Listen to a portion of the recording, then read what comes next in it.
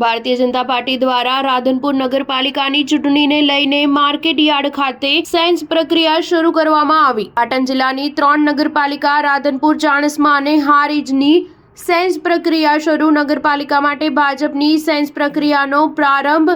અનેક દાવેદારો રાધનપુર પહોંચ્યા। રાધનપુર પાલિકા માટે ભાજપ દ્વારા સેન્સ પ્રક્રિયા। 7 વોર્ડ માટે 28 ઉમેદવારોની જરૂર। 28 બેઠક માટે 100 કાર્યકરોએ નોંધાવી દાવેદારી। ભાજપના નિરીક્ષક દ્વારા લેવામાં આવી સેન્સ। રાધનપુર નગરપાલિકાના 7 વોર્ડ માટે ભારતીય જનતા પાર્ટી દ્વારા સેન્સ પ્રક્રિયા હાથ ધરવામાં આવી હતી, જેમાં 7 વોર્ડ માટે લગભગ 100 થી વધુ ઉમેદવારો પોતાના બાયોડેટા સાથે પ્રદેશમાંથી નક્કી કરેલ આગેવાનો સમક્ષ રજૂઆત કરી હતી।